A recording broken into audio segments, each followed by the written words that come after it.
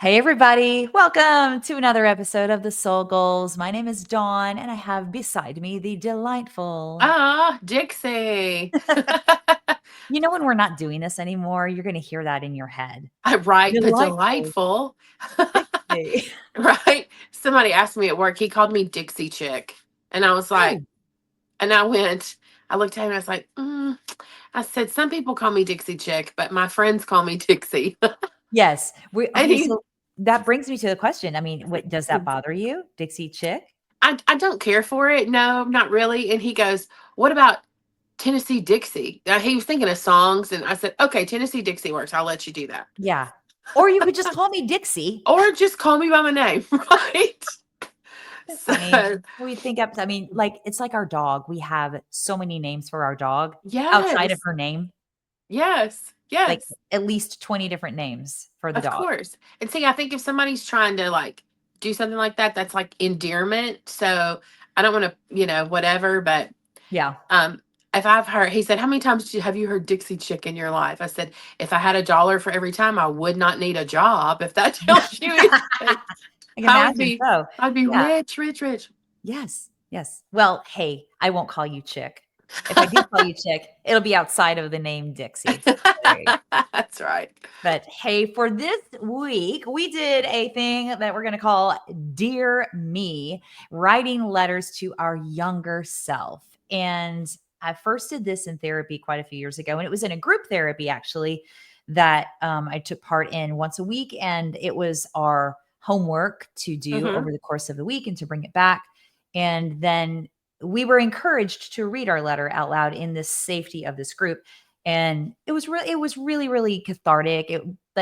I'm not saying that, I mean, this is a really hard thing to do for a lot of us. It was emotionally kind of a little bit unnerving for me, but in a Yeah. really good way. Yeah. So I'm not going to share my letter per verbatim necessarily, but I was telling you, I'll dance around the edges of it, Yeah. because like sharing something about yourself with yourself can be a very emotionally tied and emotionally charged kind of deal. Like, you're Hmm. unearthing these different emotions inside of you that you may be carrying around, that you want to let your little me, if you will, Hmm. let your younger self know about where you are now and how proud you are of them. Or, Hmm. hey, if you could look ahead and know that this is going to be okay. A lot Yeah. of times it does bring up that kind of emotional thing. So before I go any further, I just want to say that little caveat. If you feel like there's some big stuff that you could be potentially unearthed, it's really good to make sure you have a really loving, trusted person in your life that you can go to, whether that's a therapist, whether that's a minister, whether that's a really good friend, whether that's your spouse. Hmm. That if you get emotionally charged by doing something like this, they are available to be able to sit with you and go, all good, you're here, proud of you, you are okay. So Yeah. Yeah. Love there's it. my little asterisk on the Yeah. my disclaimer on this week. But calling it Dear Me and looking back into, like if you could look back into the past in this little lens. I know you said something that's a few podcasts ago that your coach had you do, and where she had you write a letter. It wasn't this emotionally involved though, but I think I remember you saying that Hmm. I had it to, pulled it you was up. Well, in reverse. I had to write a letter to myself 10 years in the future. ah, And yeah, what I would tell my person 10 years in the future, okay, or where I wanted to be, or where my kids were, or what was yeah, I doing, where was I sitting, what was I seeing and feeling and experiencing, and how old am I in 10 mhm. years, and how old are my kids, and all that kind of stuff. So, Like goal setting, basically. Yeah. yeah.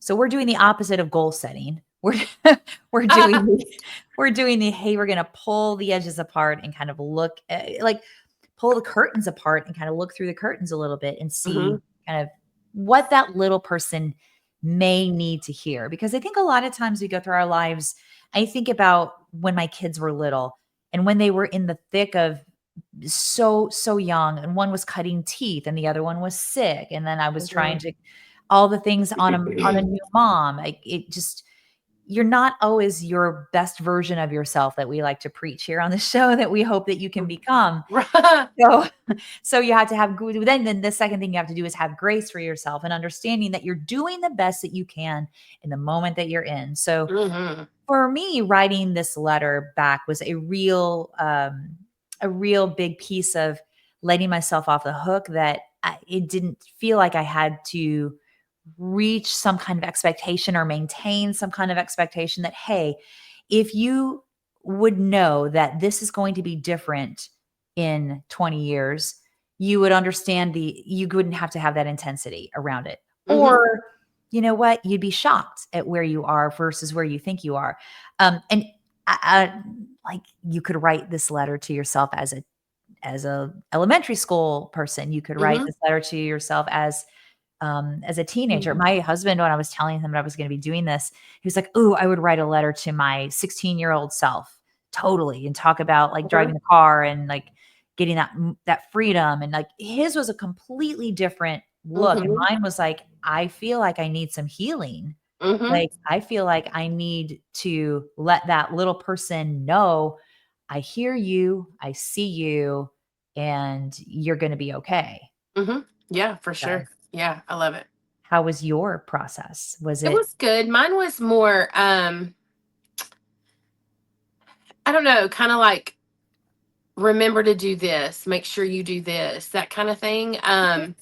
For me, I was telling that little girl to, um, not to stop chasing like the dreams, the goals, the that if even if you're afraid, choose to have courage, Mhm. whatever it is, at whatever age you are. Mm. Don't Yeah, You're not going to get to a certain age where you quit dreaming yeah, and trying to execute on what you want.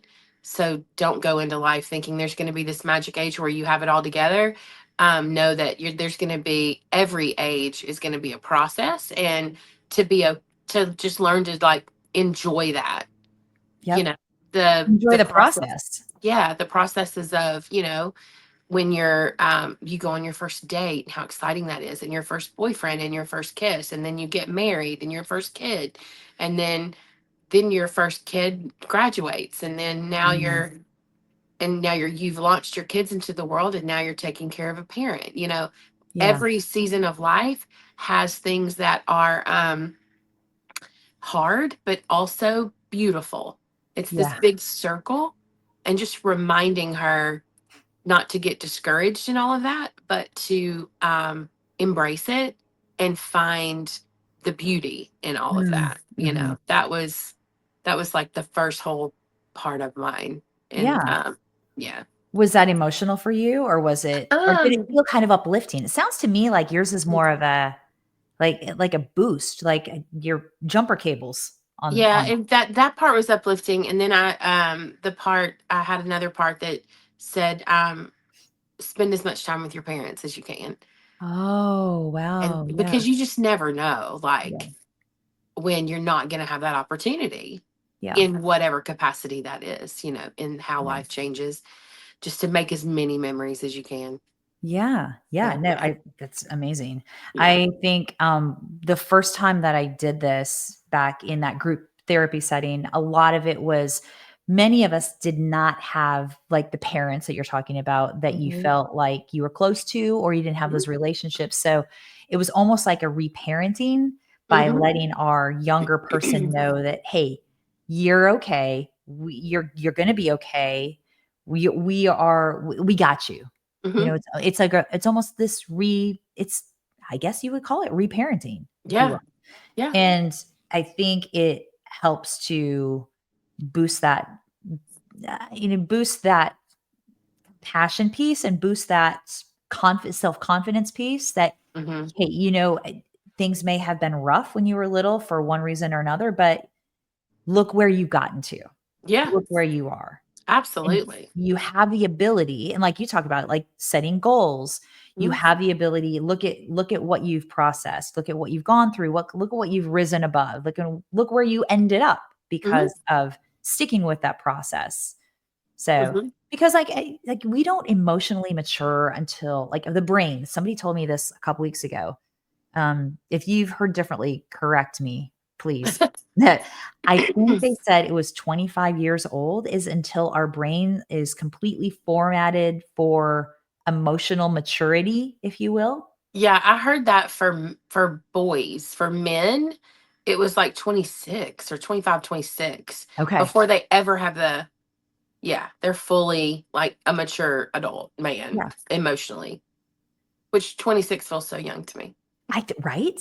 From where we're I sitting, mean, it does my feel. oldest kid is 25. I'm like, really? Are you fully Yeah. Yeah, I mean, I emotionally? guess it's just a, it's a suggested point, but I guess Hmm. based on research, it's Yeah. probably the median age that most people fall into. But, like, writing a letter back to that young emotional self because Hmm. we're, like, so driven by our emotions, and when we're little or preteen, whether you're a boy or a girl, it's just all over the It map. is. Woo. Golly. Do you want something just to kinda lighten the mood a little bit? I remember my husband used to say when our kids were pitching a fit, I remember our oldest one day, he was having a standoff with her. We were going to a birthday party for one of her little friends, and she was 3.5 years old, knew better, right? And she had Yeah. been coloring on the middle of our living room floor. We've loaded up, we're ready to go, and she had them laid all out, and he says, "You need to pick up your crayons before we go and put them in the Yeah. box," right? And she was Which you probably did 1,000 times before, and it was not a big deal. yeah, totally not a big deal. This day, she was like, "No." And I was like, okay." And I mean, they had a standoff in the living room forever, and to a point where she was at one point flailing in the middle of the floor and screaming and like throwing her arms and took a crayon and even threw it. And Uh-huh. my husband just sat there and was like, "When you're done, we're not Mhm. going anywhere until I mean, you can do this all day long." But we have a funny story Yes, about I am prepared to sit here for the rest of the day.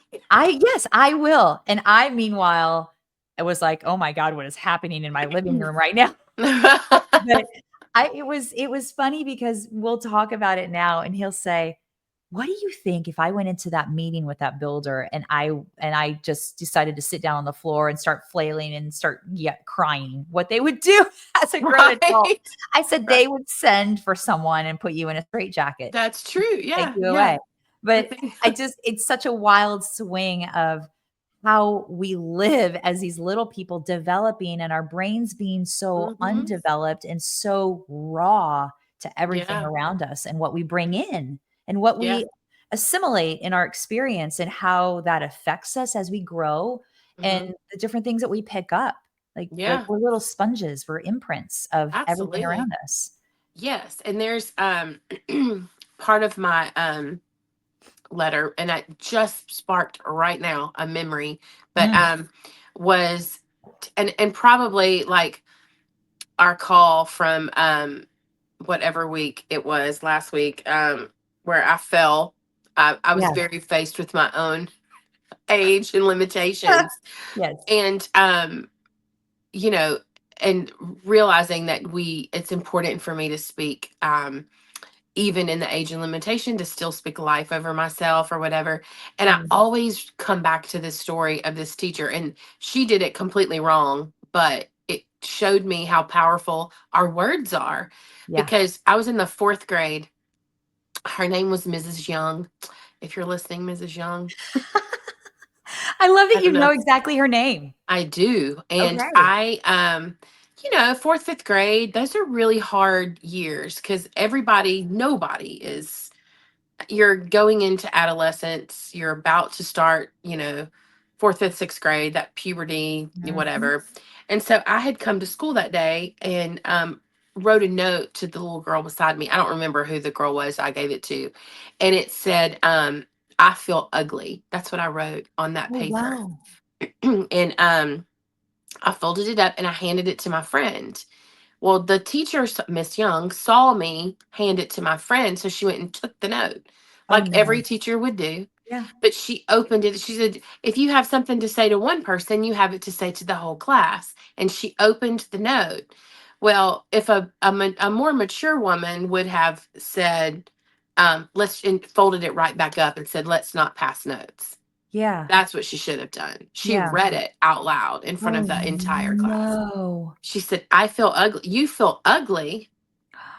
And then she just was like, we're not passing notes. And anybody else want to pass a note? I'll read yours too. Like, she had no Whoa. compassion and just goes back and finishes class.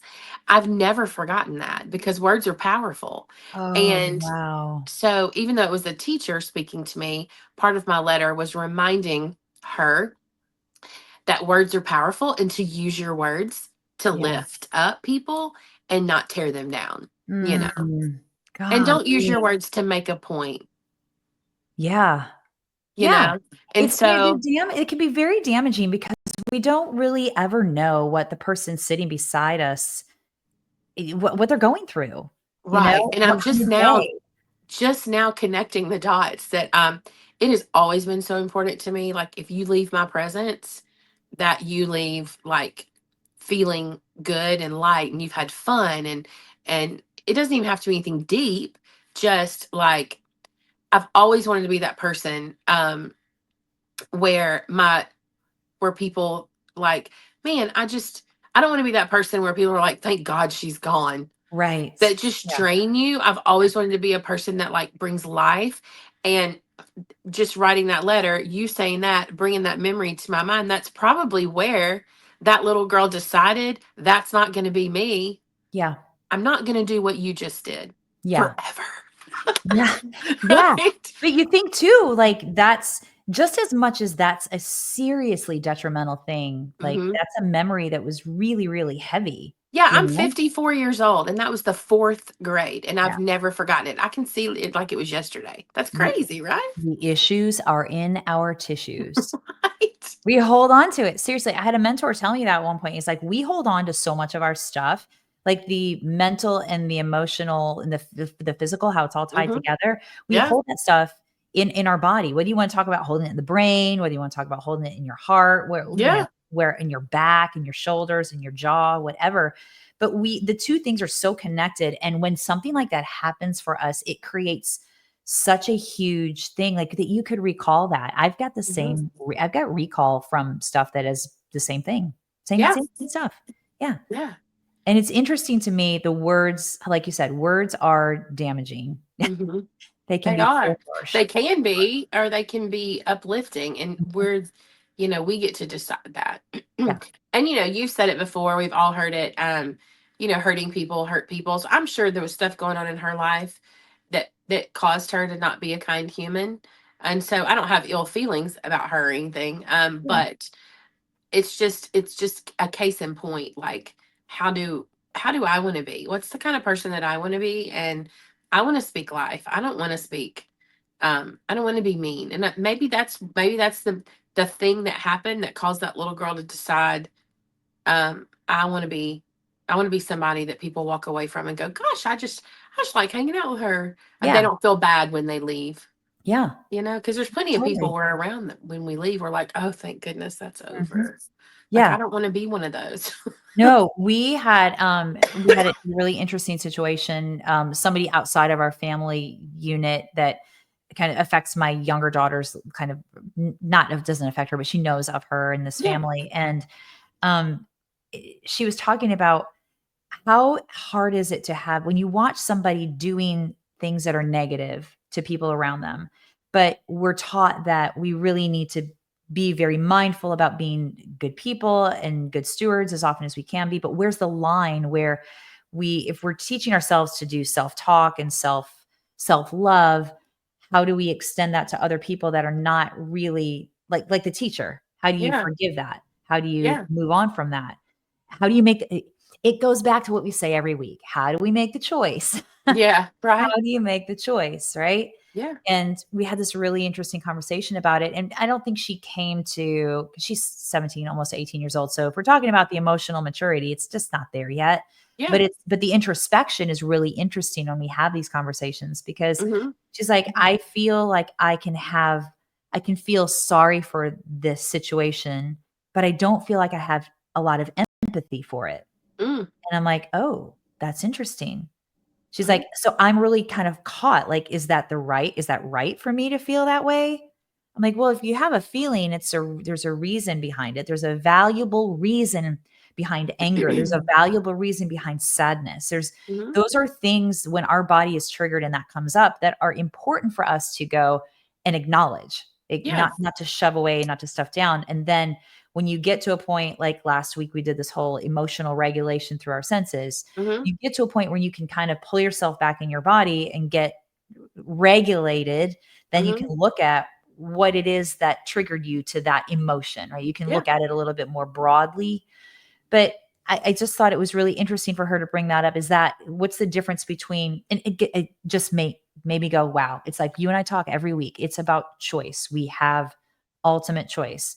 Yeah. And for me, writing this letter, I look back at that little me that I was writing to, that there at the time I was, how old was I? Probably was 7, 8 years old when the little girl that I was writing this to. And there wasn't a whole lot of choice that I had in my household at that time because, Mhm. you go where you can't drive a car. Right. You don't have a job to spend You're your own fully money. dependent on someone else. Yeah. Yeah. Yeah, you're fully dependent on someone else. So what is the choice? Well, a lot of times we go into self-protection mode and we stuff things so that we can emotionally continue to move forward, but we Mhm. tend to get stunted. I know that I learned this one through therapy. We tend to get stunted at the ages where we were hurt, whether that's through verbal stuff or whether Mhm. that's through physical, emotional, mental, spiritual, what it can be a gamut of different things that Yeah. happen. Yeah. And our work is then to go and kind of unpack that. So it automatically, I went back to that age 6, 7, 8, where I had some pretty big things that happened. And I had to really understand that I didn't have control. Like there was Right. no control for me. So what can I do now as an adult? I can offer that love, that compassion by talking to my little Dawn. I keep putting Mhm. the air quotes up. My little Dawn. Little Dawn. I bet Yeah. she was adorable too. Oh, you're I so bet she sweet. looked like your little firstborn. You're so sweet. I feel like my little firstborn had a lot more of my husband's family in her than mine. But as she's yeah, but it's aren't our people that we create like physically, aren't they such an interesting mix of the two people They that come are. I together? saw a picture of I think I saw a picture of you you posted not too long ago of you when you were about her age, your oldest's. Mhm. And I was like, "Oh my gosh, y'all are twinsies." Yeah, so similar, so similar. The Yes. genes run deep. As she's aged, like, it's very funny. You could see how she has transpired through Uh-huh. like, she's Yeah. this age and she looks more like my mother-in-law. She's this age and she looks more like my sister-in-law. She's this age, she Mhm. looks exactly like my niece, and it's Yeah, so funny how all that works, but it is. the whole thing about our emotions and Yeah. how we process all that stuff is kind of the same way. We go through these different imprints of situations that happen to us and we Mhm. hold on to that stuff. And unless we're given permission to let it go or Yeah. to let it out in a safe, I cannot express this enough, in a safe environment, we hold on to that stuff and then it becomes something that can potentially damage us, can potentially damage our relationships. Oh yeah, And because you're gonna act out just like you're gonna act out because you're hurting, yeah. Yeah, the you know. hurt people, Mhm. and it's not done intentionally. Yeah. So, for me, anytime I've done this process, it's been very emotionally cathartic and pretty heavy, but in the best possible way, if Yeah. that makes Yeah. sense. I love it. Mhm. Yeah, so there's I mean, my one daughter said a couple months ago, she's like, "No, nothing good ever comes easy." And I'm like, "Well, I get that. I don't want to go to the negative right away and say, it's everything that we always get is always because we've had to work really, really hard at it because Mhm. sometimes we can find that we said it last week, finding the good Yeah. in something that is not our perspective, our brains put a label on saying, "Oh, this is good, this is not good." Yeah. It's just a label. And Yeah. what I may think is good, you may think is not good. Right. Right? But it's taking that moment to go, "Okay, I have a choice. I can Yeah. find the piece of this that is okay about this." So, if I had to look back at writing that letter back to the little me, The I little Dawn. the little Dawn, gosh. I could say, you know what? You grew up in a great area of the country. Mhm. You grew up with a huge family around you. You were physically, like you were attended. You had a roof over your head. Mhm. You had food in your stomach. You didn't struggle, like you were not homeless. Yeah. And I can know that now, but what did the little person need to hear? Like the little person needed to Mhm. hear that, you are loved, you are valued, Mhm. you are enough. You are Right. enough. That was Right. the big label. Yeah, you Yeah. are enough. That was my last sentence. And you I are love enough. that. And you are enough. And that's so Mhm. true. And Yeah, that's so true. And it's so important that we remind people around us all the time that they are too, you know. right. We can use that's what I tell my kids all the time. Use your powers for good. Like Yes. meaning any influence you have, use it for good. Don't use it for you know, the don't be the villain. Be the Yeah. superhero, you know, use it for good. Yeah. And make people and make people understand that they're enough. Yeah. Or make Yeah. them feel it like, oh Yeah. gosh, you know. And it's offering those words. And I know we've talked about this in past episodes as well, is like when you have the opportunity to say something to somebody that Yeah. will, it's so impactful. Mm-hmm. So impactful. You Yes. remember so much about those, like you talk about remembering the note and the way the teacher reacted with Mm-hmm. you. Mm-hmm. It's so impactful. The exact opposite can be exactly impactful as well. We can deliver, "You look, oh my god, you are gorgeous today. Look at that beautiful Mm-hmm. sweater on you." Yeah. Or, "Your hair is so great today. Oh my Mm-hmm. gosh." Or, "You just look like you're glowing." There's so many different things. So many different things you can do instead of, because the truth is people already are battling the negative in their own Mhm. mind. They don't need you to confirm it. They need you Mm. to confirm the good stuff. Yeah. um, Nobody needs to tell me anything bad, because I promise you that if it's negative, I've battled the thought. Yeah. What we need to do is lift each other up, confirm the cool things, the good stuff you see, Yeah. you know. Oh, perfect. Yes, Absolutely. that's what I think It's is the most important. yeah. And I think that's healing, and that's Mm-hmm. giving people the opportunity to know that they're seen and that they're Mm-hmm. valued and that they're like it goes back this you're seen. You are seen. I see you. I Mm-hmm. see you. I Yep. see you. I see the value in you. And we're Yep. all valuable. Absolutely. And we're all, it's because, I mean, we're all created so uniquely, and we all have a special thing about us that nobody else on the planet has. Yeah. Um, and why it's so easy for our brain to convince us otherwise, instead of convincing us, not in a way where we're all walking around like, well, I'm the greatest thing of all and big heads, No. but that you just see yourself like with the same value that was placed when you were like created. Yeah. That's so important. And I think it's really the it's a funny little trick, if you will, of the people call it different things, like the bad in the world, or the evil, or a trick Mhm. of the enemy, or however you want to look at that, Mhm. to Yes. convince you that you're not enough, and to convince you that you don't matter.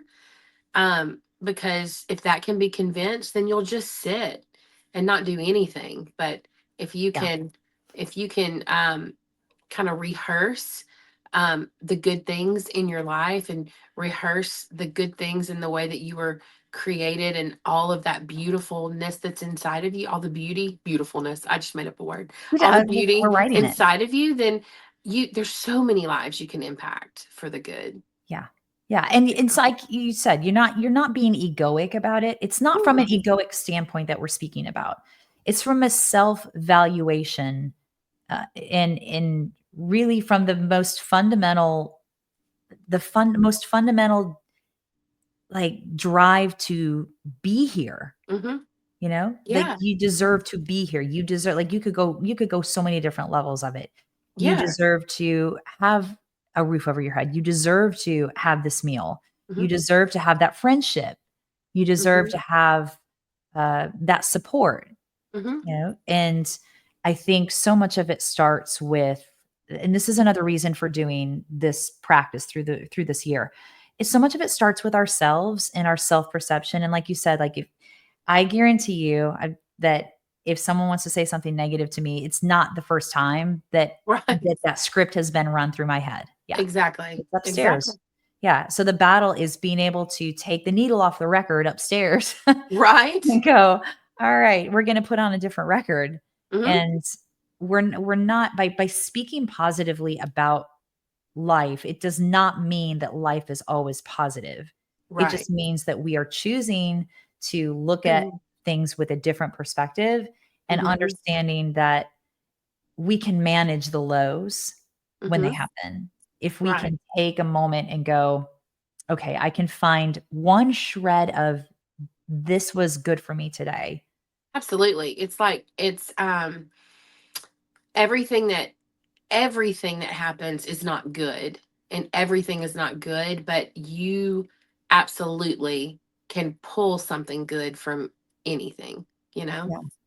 Yeah. Even if it's a terrible, terrible thing, given doing the work and setting yourself up and all that kind of stuff to heal and all of that, there's that's that's good that comes from it. If you're able to help somebody else and you're able to heal, you Mhm. know, um I've been able to kind of extrapolate good from things that are awful, Right. but And it's up to us to do that.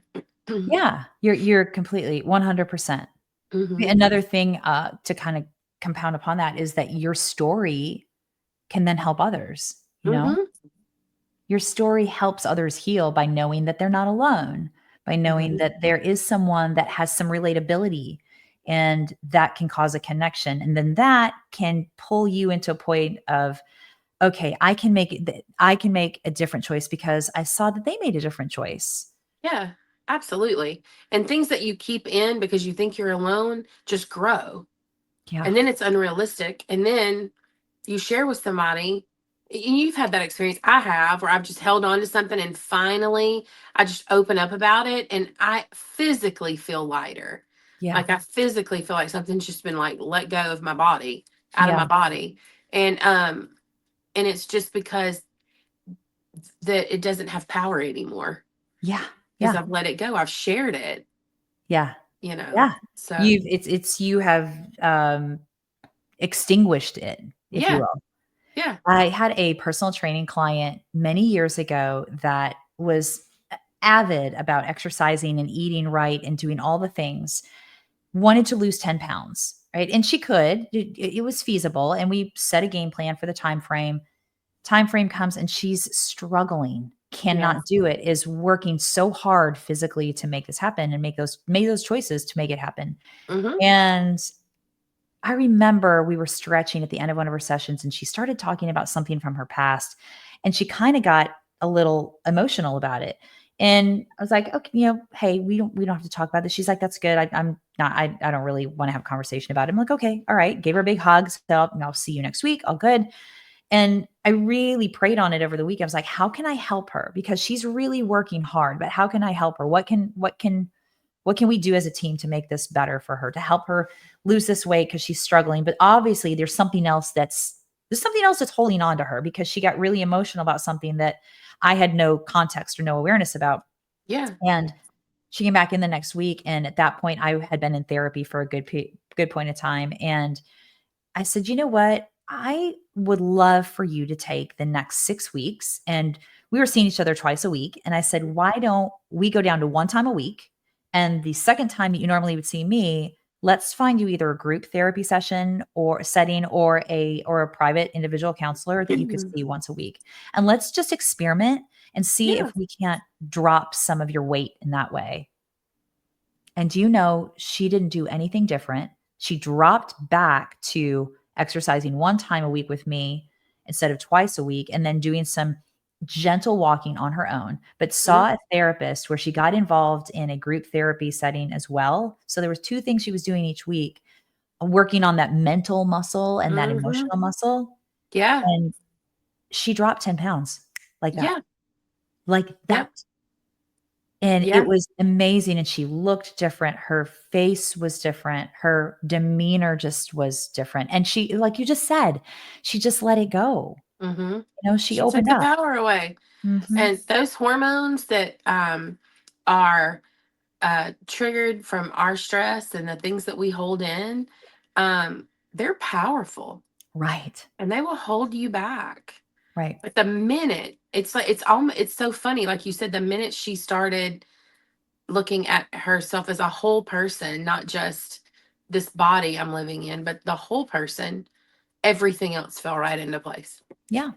Yeah, Yeah, it did, that's and really it was cool. miraculous to see, and it was so good for her, and Mm-hmm. it was equally, I'm selfishly say it was good for me because I Yeah. was like, "Wow, the impact of the mental and the emotional to the physical is really, really true, and what Mm-hmm. it can do to our body when we don't let that stuff out, and when we don't Absolutely. work for that healing piece, and we don't search out the opportunities to heal." And all of us, depending upon where your journey is, may need different tools for healing, may Mm-hmm. need different levels of that. We all are not the same person. Thank Right. God we're not the Thank same goodness. person, Yeah. you know? How boring But would that be? oh, it really would be. It Be would be. horrible. It would be, it would be really monotonous every day. Right. Yeah.